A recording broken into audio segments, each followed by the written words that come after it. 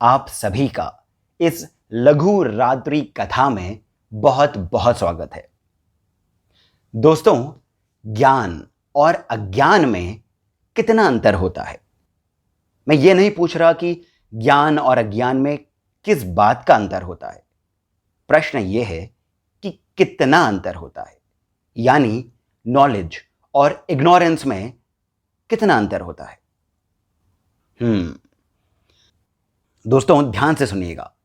ज्ञान और अज्ञान में केवल एक क्षण का अंतर होता है। जी हां, एक पल का, एक सेकंड का अंतर होता है। मान लेते हैं कि आपको यदि किसी बात का अभी ज्ञान नहीं है, आप किसी बात से भी अनजान हैं, पर अगले ही पल यदि आपको उस बात की नॉलेज मिल जाए, कोई आपको उस बात के बारे में बता दे, तो दोस्तों केवल एक ही सेकंड लगेगा आपको नॉलेज प्राप्त करने में, ज्ञान प्राप्त करने में। जरा सोचिए, किसी एक अंधेरे कमरे में जितना भी अंधेरा हो, एक छोटा सा दिया एक पल में ही उस पूरे कमरे को रोशन कर सकता है, केवल एक पल में। और यही अज्ञान और ज्ञान के बीच का भी भेद है। हमारी आज की कहानी भी दोस्तों ज्ञान और अज्ञान के बारे में है, पर यह है बहुत मजेदार। तो चलिए जल्दी से चलते हैं हम आज की इस मजेदार कहानी की ओर।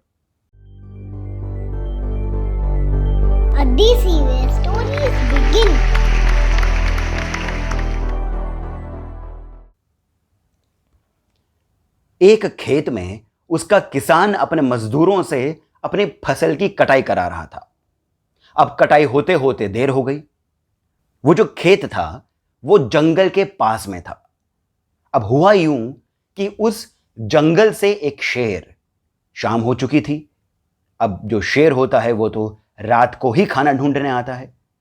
तो उस जंगल से एक शेर अपने खाने की तलाश में उस खेत के पास आ गया। उसने देखा कि कुछ मजदूर है वहां पर और एक किसान है। उस शेर ने वहीं पर ही झाड़ियों के पीछे छुपकर उन्हें देखने का विचार किया।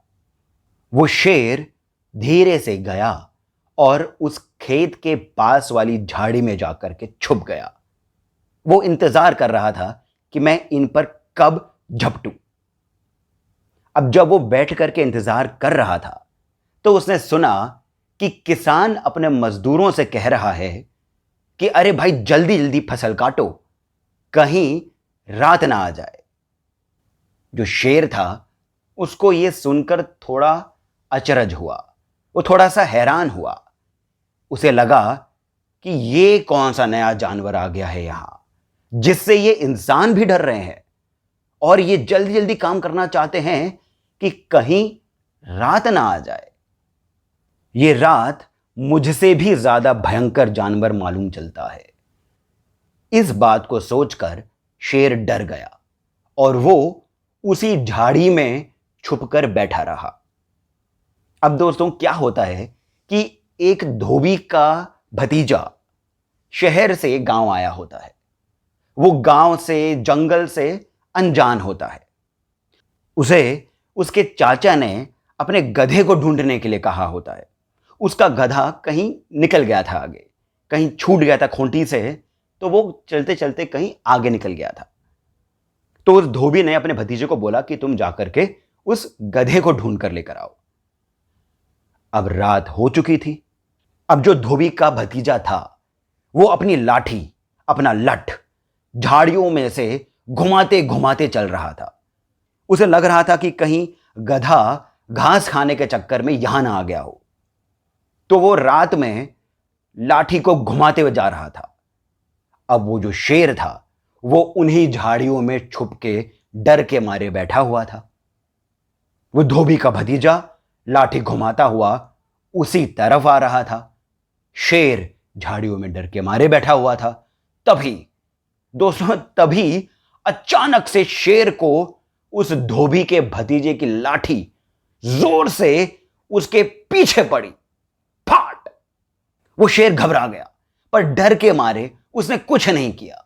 उसने सोचा, ओ हो, यही होगा रात। बड़ी जोर से मारता है ये तो, मैं कुछ करूंगा तो कहीं ऐसा नहीं हो कि ये मुझे ही खा जाए। ये सोचकर के दोस्तों वो शेर वहीं का वहीं बैठा रहा। अब धोबी के भतीजे को लगा कि ये लाठी कहीं तो पड़ी है, किसी को तो लगी है, तो हो ना हो वो गधा यहीं होगा। उसने झाड़ी में हाथ डाला तो उसके हाथ में शेर का कान आ गया। अब रात भी हो चुकी थी और उस धोबी के भतीजे को, जो कि शहर से आया था, उसे शेर क्या होता है नहीं पता था। उसने उस शेर के कान को पकड़ा गधा समझकर और उसे झाड़ी से बाहर निकाला। शेर को लगा गया मैं तो आज। और रात के अंधेरे में वो धोबी का भतीजा उस शेर को कान से पकड़ करके अपने घर पे ले आया और उसे बांध दिया। अब अगले दिन सुबह धोबी को किसी दूसरे शहर जाना था, तो वो तो सुबह सुबह ही निकल गया और उसने अपना काम अपने भतीजे को सौंप दिया। अब ये भतीजे साहब सुबह उठे, इन्होंने उस शेर को देखा। उसने सोचा ये हमारे जैसा गधा तो नहीं दिख रहा है, पर क्या पता कोई और नस्ल का गधा हो। तो उसने उस शेर के ऊपर अपना सामान लादा और उसे लेकर के चल दिया। अब वो थोड़ी सी ही दूर गया होगा कि उस जंगल से एक और शेर वहां पर आ गया। उस शेर ने छुप करके देखा कि ये क्या हो रहा है। उसने देखा कि शेर के ऊपर सामान लादा हुआ है। उस शेर के गले में तो रस्सी बंधी है और उस रस्सी को ये एक इंसान खींच रहा है। उसे लगा ये तो बड़ी गलत बात है भाई, हमारा ही एक भाई, हमारा ही एक बंधु गधे की तरह बांधा गया है, ये तो बड़ी बुरी बात है। तो उसने सोचा कि इस इंसान को तो मैं बाद में खाऊंगा, पर पहले अपने भाई को तो बताऊं कि वो क्या कर रहा है।